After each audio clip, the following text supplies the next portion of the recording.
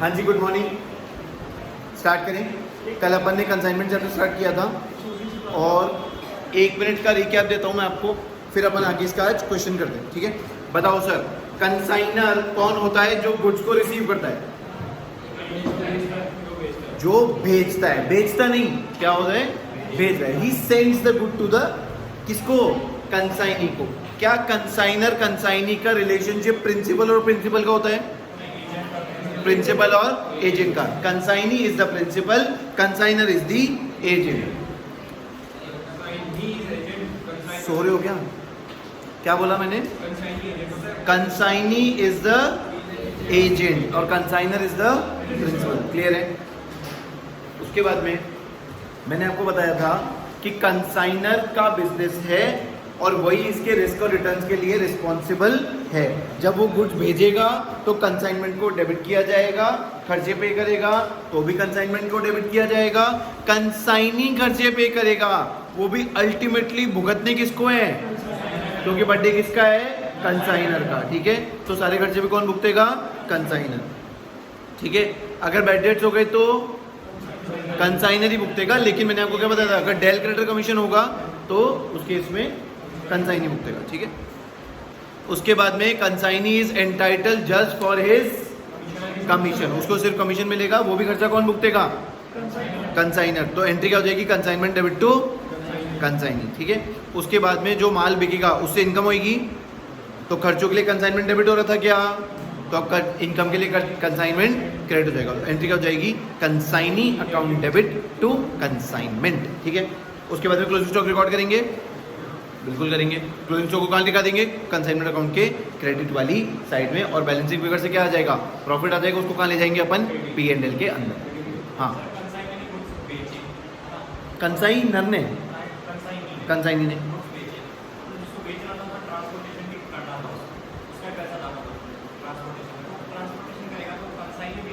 Depend करता है कि कंसाइनर मतलब एग्रीमेंट पे डिपेंड करता है कि कंसाइनर भुगतेगा या कंसाइनी। जनरली जो गोडाउन के बाद का खर्चा होता है ना, वो कंसाइनी भुगतता है। एक्चुअल में बताया क्या होगा सर, वो नेट अमाउंट रेंडर करेगा उसको, तो उसमें से पैसे काट लेगा। कुछ बोल रहे हो? चलेंगे आगे। हाँ, पीएन की क्रेडिट में सर, इनकम तो क्रेडिट में जाती है, अगर लॉस होगा तो डेबिट में जाएगा। नहीं, P&L। क्यों? मतलब समझा नहीं मैं रीजन। सर गुड्स हो गए, सारा इकट्ठा करके प्रॉफिट आ रहा है ना, वो क्या है? अल्टीमेटली उस बिजनेस का नेट प्रॉफिट है, वो उस फैक्ट्री का प्रॉफिट थोड़ी जहाँ पे गुड्स बन रहे हैं। ट्रेडिंग में कौन सा प्रॉफिट जाता है? जीपी क्या होता है? गुड्स को बनाने तक का खर्चा, मेन बिजनेस का। अब चलो ये भी है मेन बिजनेस ही उसका, लेकिन ये क्या हो रहा है? फैक्ट्री से रिलेटेड खर्चे हैं क्या इसके अंदर? नहीं, माल बिक गया, सब कुछ हो गया, सब आने के बाद में जो प्रॉफिट आ रहा है उसको अपन कहाँ लेके जाएंगे? P&L। ठीक है, आ जाओ इलस्ट्रेशन नंबर 1 पे।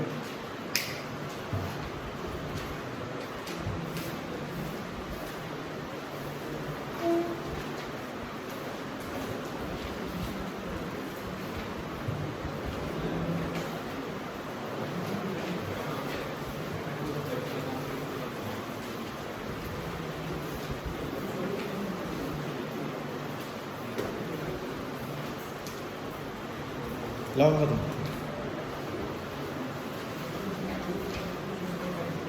Page number 6.53, page number 6.53। ठीक है, पढ़ना स्टार्ट करेंगे। X send goods to Y। X consignor हो गया क्या, और Y कंसाइनी। ठीक है, X send goods to Y on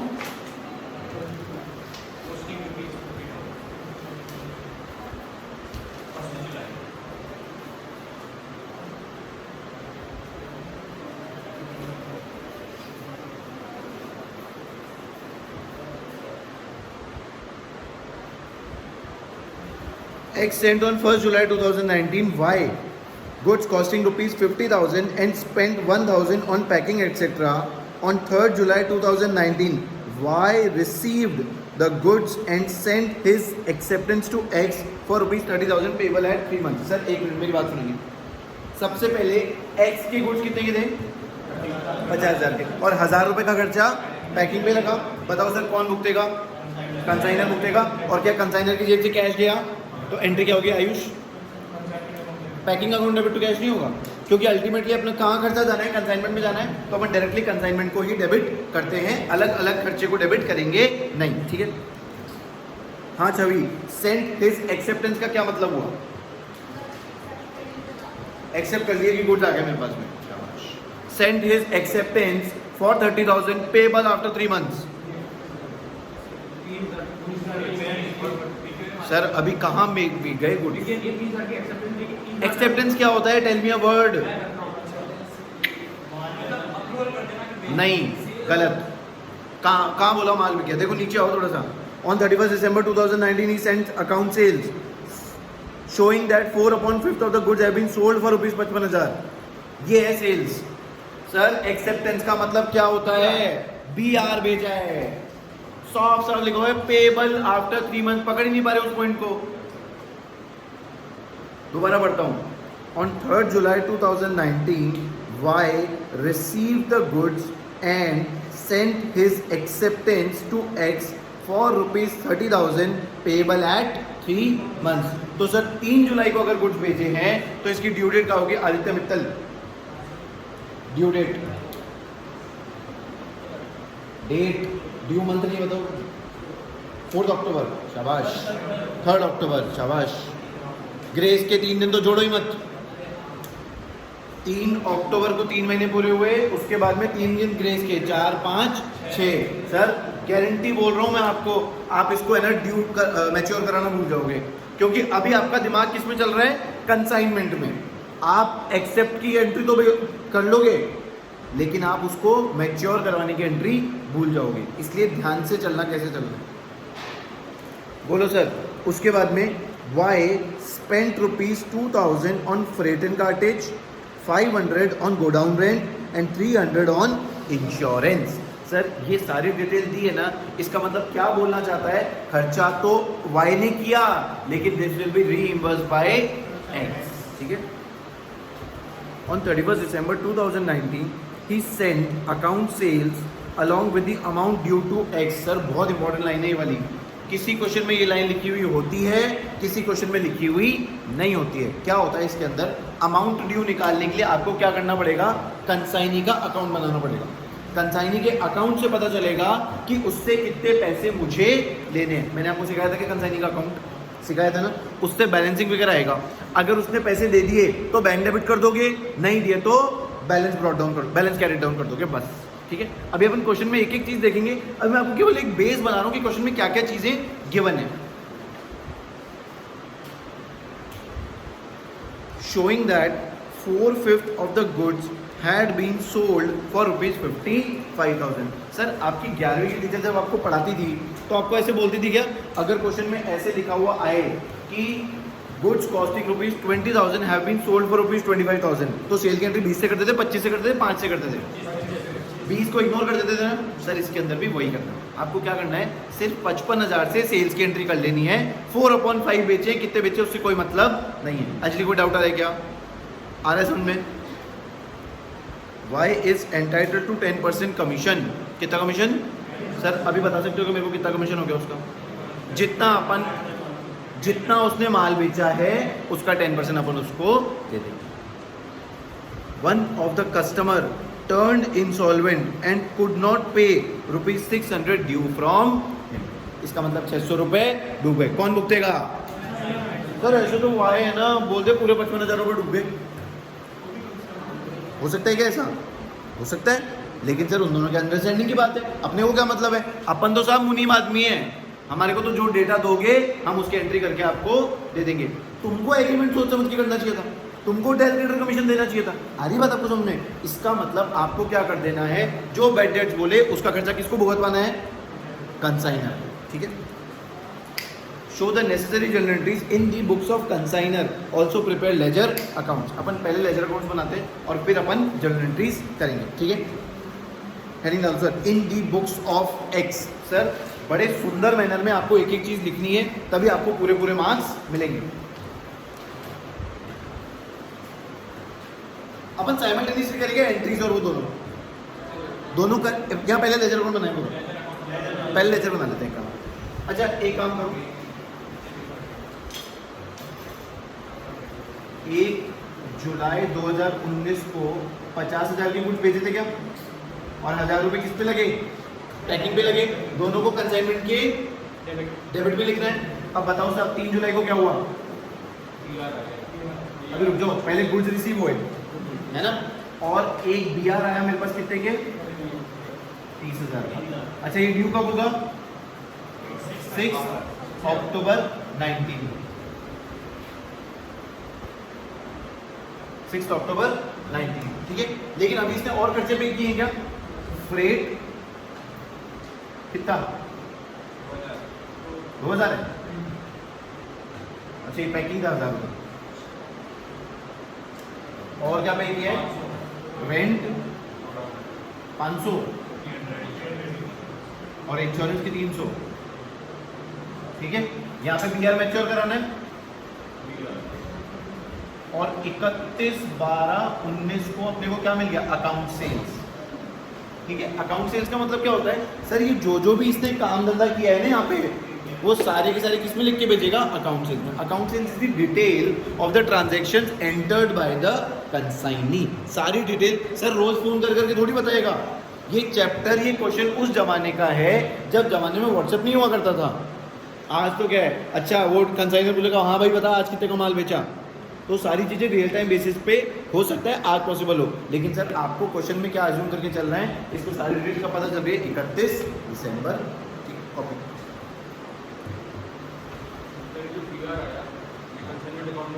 consignment account में हाँ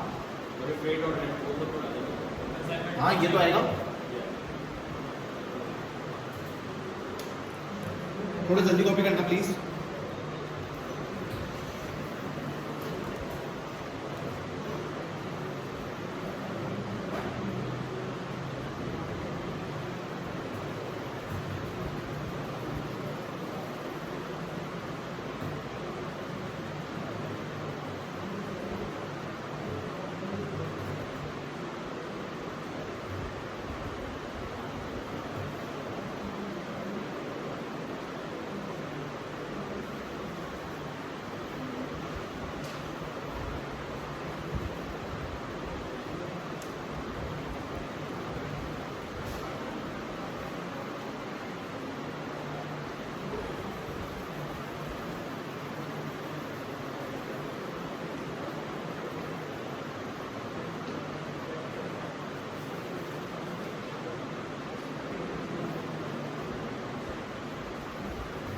अगर ये हो गया है तो इसके बाद में डायरेक्टली आप कंसाइनमेंट अकाउंट नहीं बनाओगे, ऊपर सुंदर सुंदर लिखोगे इन दी बुक्स ऑफ एक्स, ये लिखना नहीं भूलना है आपको।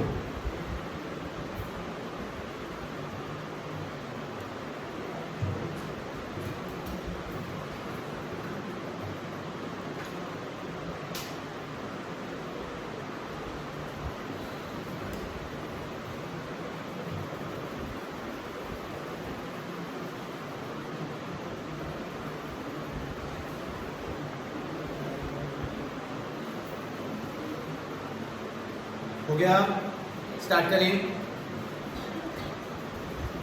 हाँ जी, हाँ पीयूष, गुड्स को बेचने की एंट्री,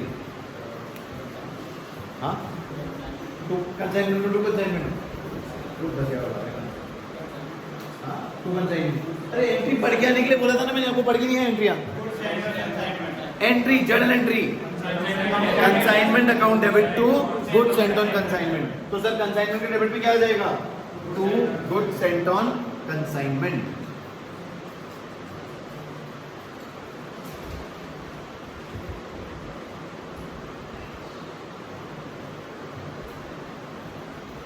$50,000,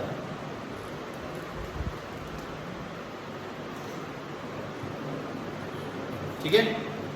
नेक्स्ट सर 1,000 रुपए पैकिंग पे खर्च किए क्या कंसाइनर की जेब से 1,000 रुपए गए, entry Aditya Mittal, journal entry, consignment account debit to cash, ठीक है। तो टू कैश और इसके ब्रैकेट में लिख दो पैकिंग,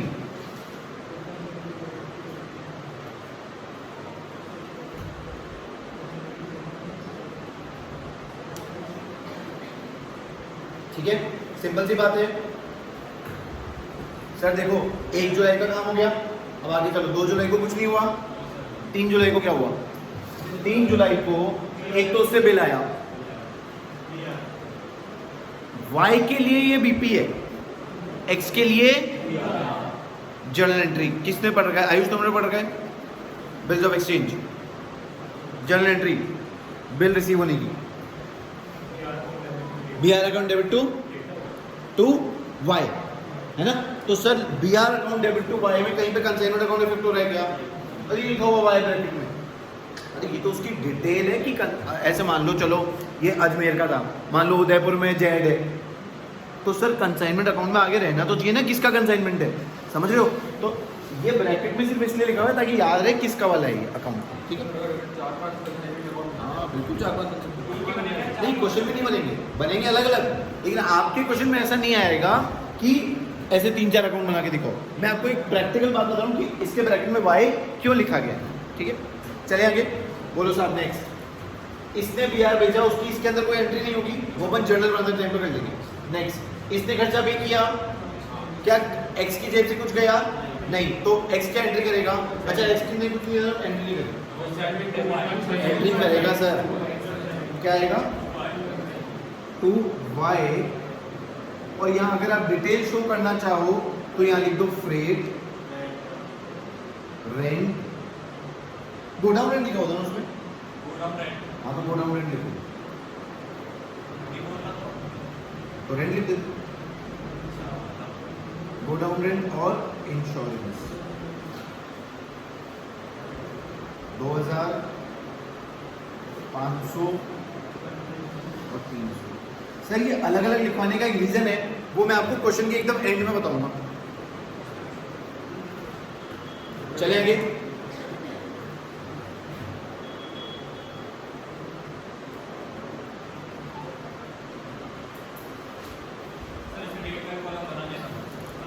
नहीं भी बनाओगे तो भी चलेगा, कोई दिक्कत नहीं। चले आगे, बोलो बताओ सर। इसके बाद में क्या डेट आई? 6 अक्टूबर मैच्योर होने की, लेकिन क्या अपन एंट्री करेंगे उसकी? एंट्री तो बता दो एक बार सभी, BR मैच्योर होने की। हाँ, वो BR के पैसे, सर BR उसने एक्सेप्ट किया है तो एक दिन पैसे भी तो देगा, तो 6 अक्टूबर को मेरे पास पैसे आएंगे क्या? किससे? Y से, या BR के बदले? BR के बदले। एंट्री क्या होगी? Bank account debit to Y। अच्छा BR, bank account debit to BR ही होगी, सही एंट्री, ठीक है? क्योंकि Y का अकाउंट तो मैंने पहले ही क्रिएट करके कम कर दिया था, ठीक है? बोलो सर नेक्स्ट। अब ड्यू डेट पे आ जाओ। अकाउंट सेल्स जब आया, अकाउंट सेल्स के दिन मुझे पता चला कि मेरा जो माल है उसका 4/5 बिक गया। 4/5 बता सकते हो सर, 50,000 का माल बचा था क्या? तो 4/5 कितना हुआ? 40,000 की कॉस्ट वाला माल कितने में बिक गया? लेकिन क्या आपने को प्रॉफिट अलग से रिकॉर्ड करना है? नहीं, ऑटोमेटिक हो जाएगा सर, ठीक है ना? बताओ सर, इधर क्या लिखूं? बाय Y और ब्रैकेट में दो सेल्स, कितना? 55,000।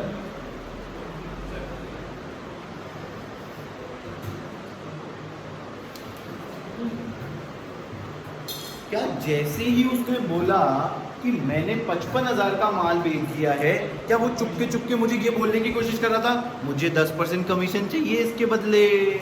तो 55,000 का 10% कितना हो गया? 5,500। क्या वो मेरा खर्चा है, मतलब X का खर्चा है? क्या उसके लिए कंसाइनमेंट डेबिट किया जाएगा? तो कंसाइनमेंट डेबिट में क्या लिखूं? To Y। अब देखो सर, यहाँ पे भी 2Y लिखा हुआ है, यहाँ पे भी 2Y लिखा है, तो ब्रैकेट में क्या लिखेंगे? कमीशन।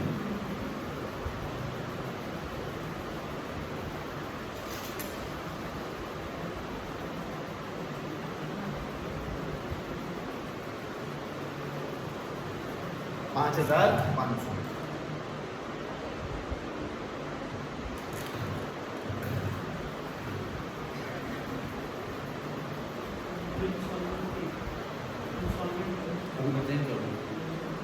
यहाँ तक कोई डाउट है क्या सर? सारी एंट्री यहाँ तक की पड़ी हुई है, एक एंट्री और आने वाली क्या है? हाँ, पीएल लास्ट में है। अभी तो पीएल से पहले तो क्लोजिंग स्टॉक भी निकालना पड़ेगा, पहले वेट डेट्स करवाओ। सर 600 रुपए का माल पैसे डूब गए क्या? तो कौन खा गया? उसका कस्टमर। अब सर मुझे बताओ, जो पैसे डूबे हैं उसके पैसे वाई अपने अकाउंट में से काटेगा क्या? काटेगा ना। तो मैंने आपको बैटरीज की एंट्री क्या लिखवाई थी? कंसाइनमेंट तो डेबिट हो गई होगा, और इसके पैसे कौन काट लेगा? सर मेरा कैश थोड़ी ना गया है, मेरा तो वाई के पैसे कम होंगे ना। तो क्या लिखेंगे? टू वाई और ब्रैकेट लिखो बैटरीज।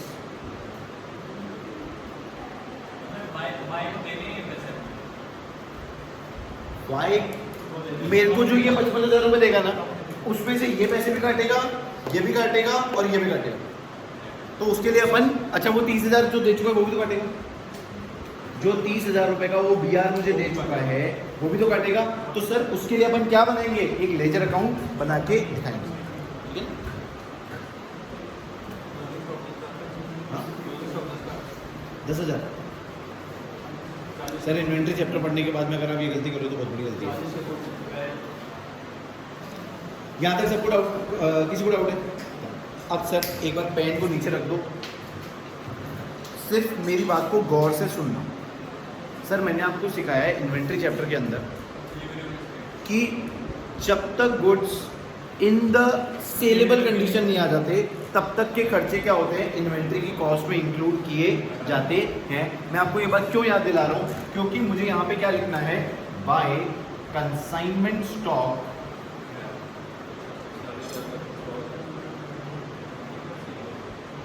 जो भी अमाउंट है। इधर सुनना सर मेरी बात, यहां से गुड्स चले, मैं मानता हूं कि आज की डेट में गुड्स सेलेबल कंडीशन में हैं, लेकिन अगर मैं कंसाइनी के पॉइंट ऑफ व्यू से देखूं, क्या वो गुड्स सेलेबल कंडीशन में है? नो, अभी सेलेबल कंडीशन में नहीं है। पहले जब तक उसके यहां पहुंचेंगे वहां जाके सेलेबल कंडीशन में आएंगे। इधर देखो सर, बाद में करना। 50,000 के गुड्स से 1,000 रुपए पैकिंग का खर्चा लगा, ठीक है? अब गुड्स चले, फ्रेट का मतलब ट्रांसपोर्टेशन होता है क्या? सर जब तक ये ट्रांसपोर्टेशन पे नहीं करेगा तब तक वो छुड़वा के ले जा सकता है क्या गुड्स को? नहीं ले जा सकता, नहीं ले जा सकता। इसका मतलब ये वाला खर्चा पैकिंग का खर्चा डायरेक्ट है और ट्रांसपोर्टेशन का खर्चा भी डायरेक्ट है। अब मुझे बात दो सर, गोडाउन का खर्चा गुड्स की कॉस्ट में इंक्लूड होना चाहिए कि नहीं होना चाहिए? गोडाउन का खर्चा इनडायरेक्ट एक्सपेंस मान लूं या डायरेक्ट एक्सपेंस मान लूं? एक मिनट, मैं सवाल पूछता हूँ सर। मैंने आपको इन्वेंट्री चैप्टर में क्या पढ़ाया था कि जब फैक्ट्री का जो खर्चा लग रहा है वो गुड्स की कॉस्ट में इंक्लूड होगा, लेकिन बनने के बाद में जब वो गोडाउन में पड़े हुए हैं तब तो सेलेबल कंडीशन में आ चुके हैं ना। तो फिर गोडाउन का खर्चा कॉस्ट में इंक्लूड कैसे हो सकता है? हाँ, और इंश्योरेंस का खर्चा? सर ये फ्रेट के बाद में जो भी खर्चा है वो क्या है? इनडायरेक्ट एक्सपेंस है, गुड्स सेलेबल कंडीशन में आ चुके हैं। जैसे ही उसने फ्रेट पे किया, गुड्स उसके कब्जे में आ गए, अब वो चाहे तो रास्ते में बेच दे उनको। मेरा क्या मतलब है इस बात से, समझ रहे हो? तो सर जो इन्वेंट्री की कॉस्ट है उसमें सिर्फ डायरेक्ट एक्सपेंस इंक्लूड होंगे। कौन से? गुड्स की कॉस्ट, पैकिंग का खर्चा, फ्रेट का खर्चा, that's it. Sir godown rent और इंश्योरेंस इज इनडायरेक्ट एक्सपेंस। अच्छा एक चीज में कंफ्यूज करता हूँ मैं आपको, मान लो ये जो रास्ते में गुड्स आ रहे हैं इसका इंश्योरेंस हुआ होता तो तब इंक्लूड होता। क्यों? क्योंकि अभी गुड्स सेलेबल कंडीशन में आए नहीं है। आपको आधी बात समझ? देन अब सर बनाएंगे वर्किंग कैलकुलेशन ऑफ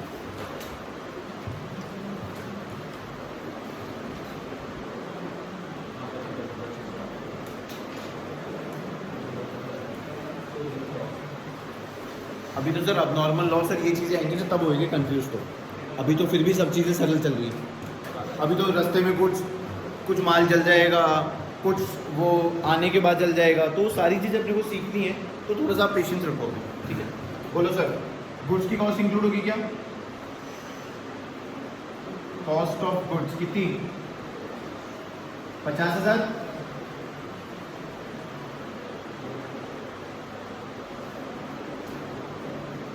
पैकिंग का खर्चा, फ्रेट का खर्चा,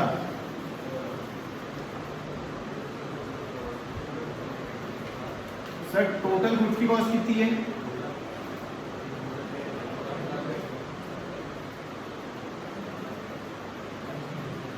गुड्स की टोटल कॉस्ट कितनी है 53,000। सर क्या इसमें से 4/5 बिक चुके हैं, तो मेरे पास क्लोजिंग स्टॉक कितना बचा 1/5। तो स्टॉक ऑन कंसाइनमेंट 53,000 का 1/5। सर कोई है जिसको 1/5 कैसे है समझ में नहीं आया। सर अगर 4/5 गुड्स बिक गए तो बचे कितने 1 - 4/5, तो कितना हुआ 1/5। कितना हो गया ये 10,600। अभी 10,600 कहाँ चला जाएगा मेरा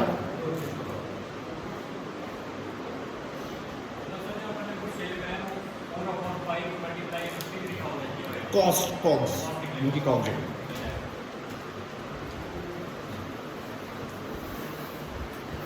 बैलेंसिंग फिगर से प्रॉफिट निकाल के बताना।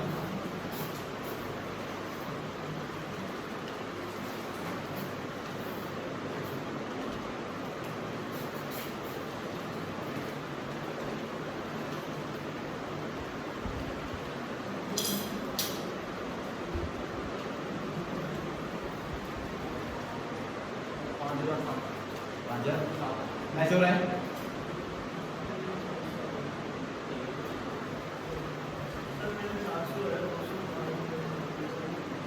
क्या 400। हाँ बोलो मेरे से बोलो 10,400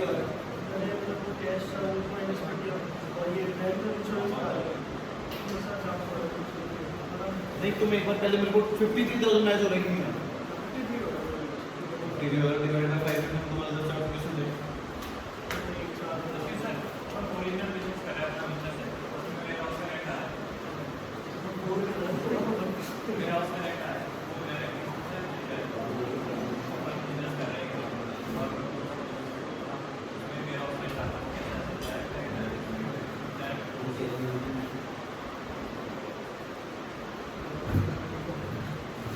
हाँ जी 2 P&L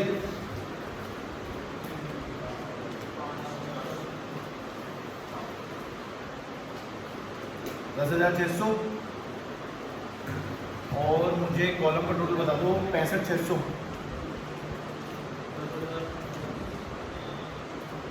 अच्छा सॉरी 5,700।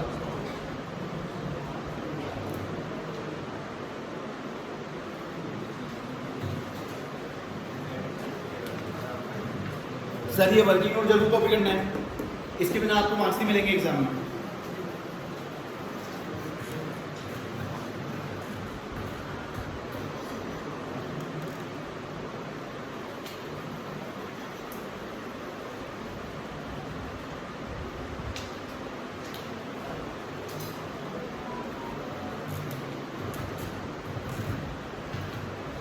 स्टार्ट करें, एंट्री स्टार्ट करें।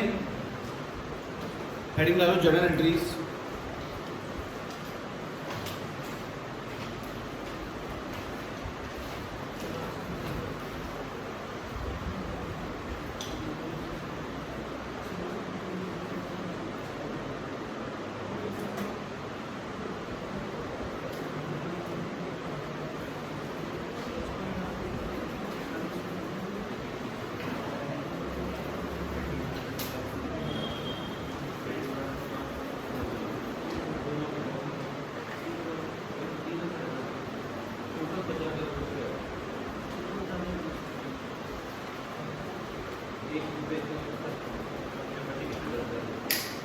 स्टार्ट करेंगे एंट्रीज।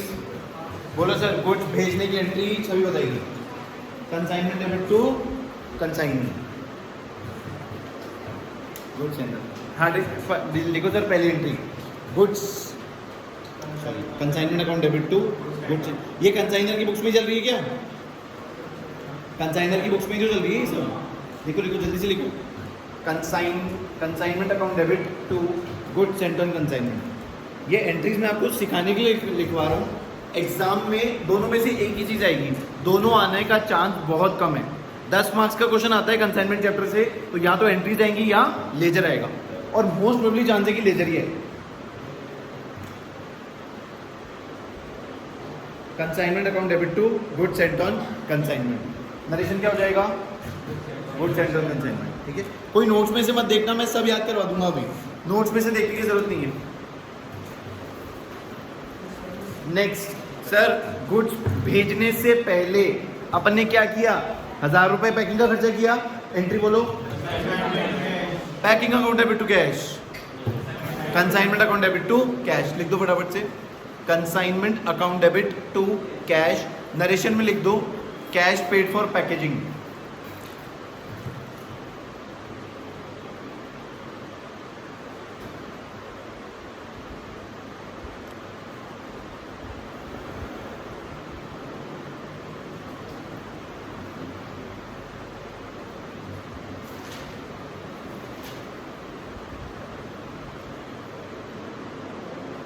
चले आगे सर। उसके बाद में अभी रुको, पहले बीआर की एंट्री करो। बीआर की एंट्री क्या हो जाएगी? BR account debit to Y लिख दो। कंसाइनमेंट का कोई इफेक्ट नहीं आएगा इसके अंदर। BR account debit to Y.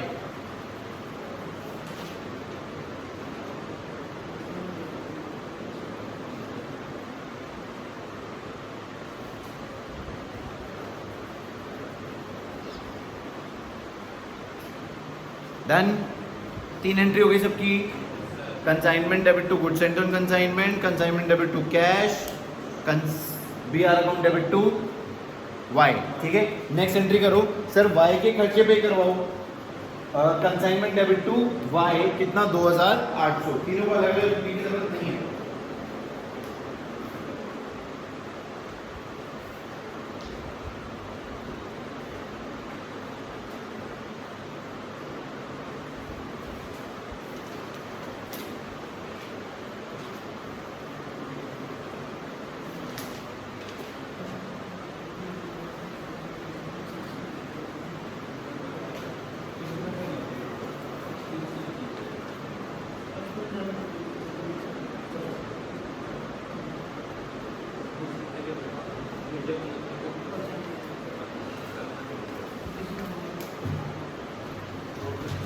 Done क्या?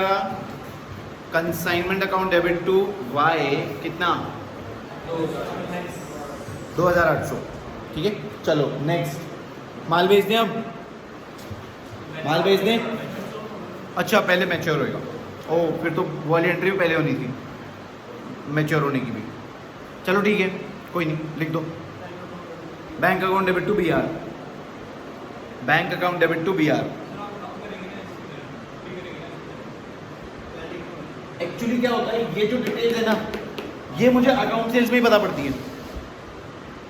ये जो खर्चों की डिटेल्स है ना, वो मुझे कब पता चलती है? जब मुझे अकाउंट सेल्स रिसीव होता है।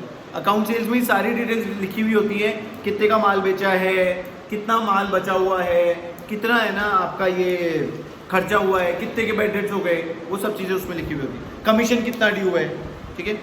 तो कायदे से पहले बीआर की एंट्री होनी चाहिए। बीआर की हो गई, bank account debit to BR. हाँ विष्णु, नेक्स्ट एंट्री सेल्स की बताओ एंट्री।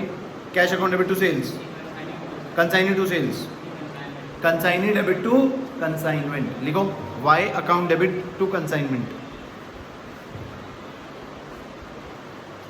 अरे कंसाइनमेंट के ब्रैकेट में वाई लिख रहे हो ना सब? अरे कंसाइनमेंट अकाउंट में, कंसाइनमेंट अकाउंट जहां जहां डेबिट कर रहे हो, क्रेडिट कर रहे हो, उसमें ब्रैकेट में वाई लिख रहे हो ना? अरे ये वाला वाई लिखो, ऐसे थोड़ी ना होता है कोई। अरे नहीं नहीं, एंट्रीज अलग है यार। ब्रैकेट में वाई वाई चिपका दो सब जगह। जहां जहां कंसाइनमेंट अकाउंट डेबिट किया है ना, वहां वहां पे कंसाइन नहीं, डेबिट के आगे नहीं, कंसाइनमेंट के आगे क्या? अरे वाई तो वाई है, वाई के आगे कुछ छेड़ी की नहीं बोल रहा मैं। जहां कंसाइनमेंट अकाउंट लिखा है ना, उसके ब्रैकेट में वाई लिखने के लिए बोल रहा हूं, बस ऐसे। चलें आगे।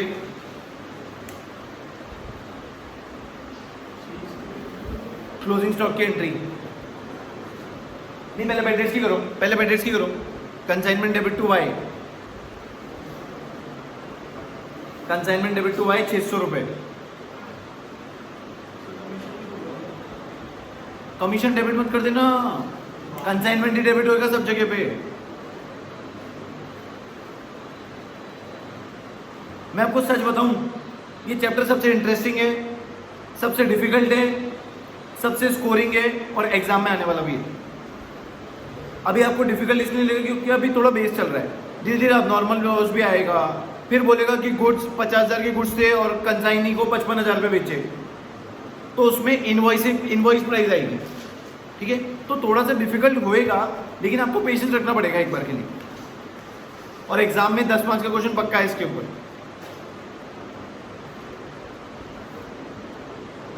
हाँ जी, बेड डेट्स की हो गई, सभी बेड डेट्स की एंट्री करी। Consignment debit to by, narration लिख दिया, बेड डेट्स लिख दिया नरेशन, हाँ मेरी कसम। नेक्स्ट क्लोजिंग स्टॉक की एंट्री करो। कमीशन की एंट्री करवा दो दी,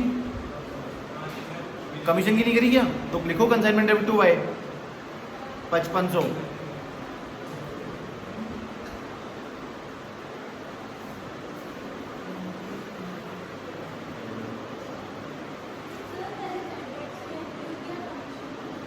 कोई भी कर सकते हो, कोई दिक्कत नहीं। एंट्री तो सेम ही होगी और एक ही दिन पे होगी, लेकिन एक साथ मत कर देना बस यार, एक साथ नहीं होगी, होगी अलग अलग ही। हाँ कमीशन ड्यू।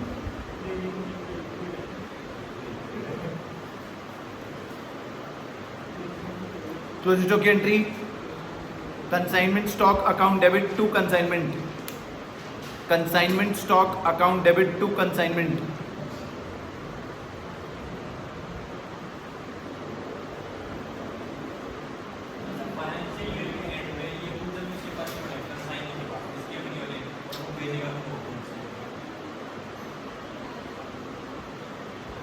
मैंने आज तक कंसाइनी से गुड्स वापस आने की एंट्री नहीं देखी किसी भी क्वेश्चन में, ना एग्जाम में।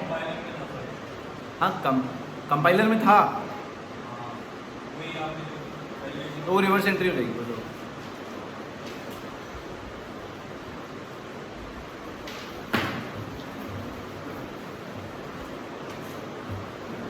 चलिए आगे, बोलो सर नेक्स्ट। कंसाइनमेंट प्रॉफिट की entry, consignment account debit to P&L लिखो, consignment account debit to P&L।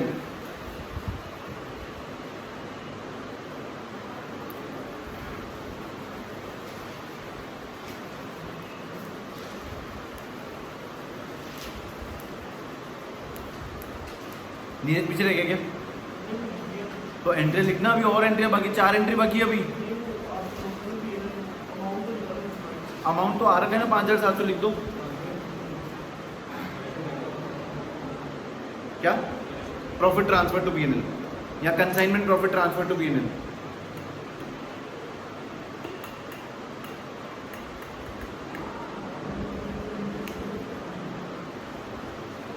बोलो सर, क्लियर, आगे चलें। पीयूष कोई डाउट? सर अब सुनना मेरी बात को ध्यान से, अभी 2 एंट्री और बाकी है, उसमें से एक मैं आपको पढ़ा चुका हूँ और एक आप 11th में ही पढ़ चुके हो। बताओ सर, ये GSOC को क्लोज करना है क्या? कल सिखाया था मैंने आपको, क्या एंट्री थी? Trading account debit to GSOC debit to trading account लिख दो। Good sent on consignment account debit to trading.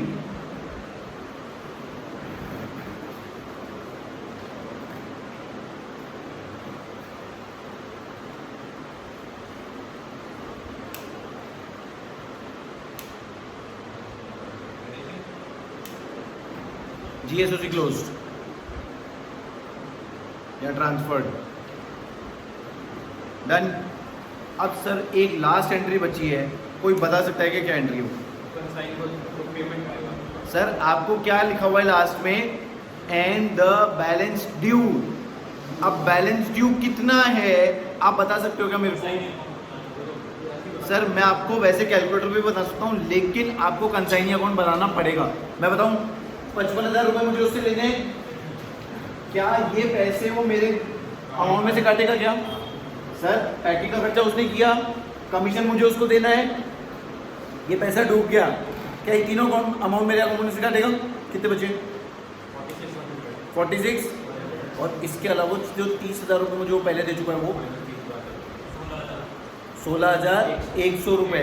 अगर ये कुछ नहीं बोलता तो मैं उसको बैलेंस शीट करके छोड़ देता, लेकिन अभी क्या बोला है? Along with the amount due. समझ लो बात को आप? तो इस केस में मुझे क्या करना पड़ेगा? उससे पैसा रिसीव करना पड़ेगा। एंट्री करो bank account debit to Y, bank account debit to Y. हाँ लिखा हुआ है ना उसके अंदर, along with the amount due. ही sent account sales along with the amount due.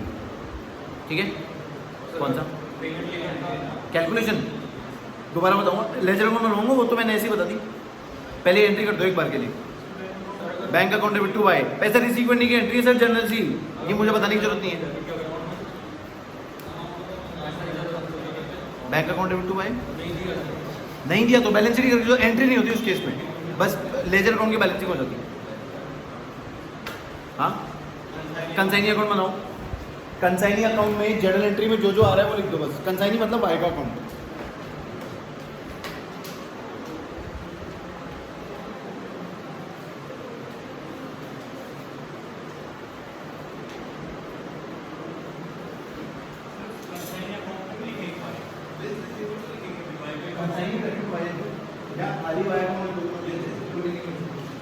Bills receivable की एंट्री कंसाइनी अकाउंट में होगी, बिल मैच्योर होने की एंट्री नहीं होगी। सर बिल मैच्योर होने की एंट्री क्या है? Bank account debit to BR. क्या इसमें वाई का अकाउंट इफेक्ट हो रहा है कहीं पे? नो।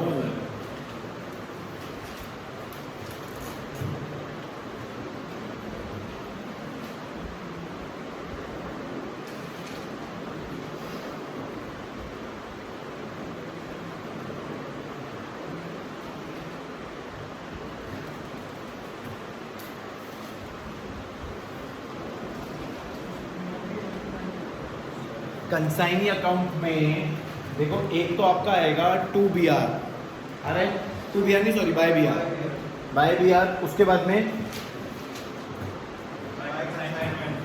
बाय कंसाइनमेंट किस चीज़ का? वो 2800, 5500 और 600।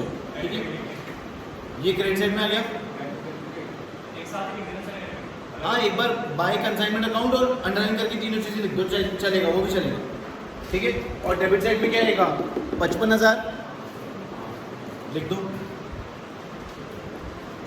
मैं बना के दिखाऊँ अकाउंट?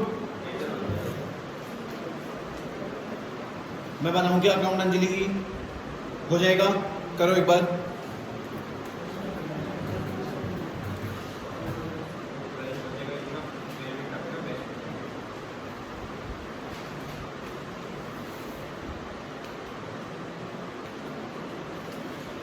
$55,000 का माल बेचा, 2800 रुपये खर्च किए, 5500 का कमीशन देना है, 600 के बेनिफिट्स हो गए और 30,000 का बीआर भेजा।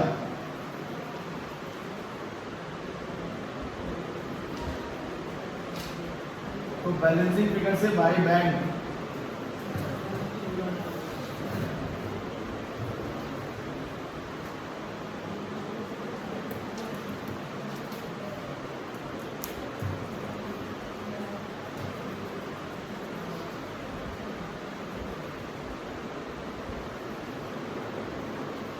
₹16,100 आ गए क्या?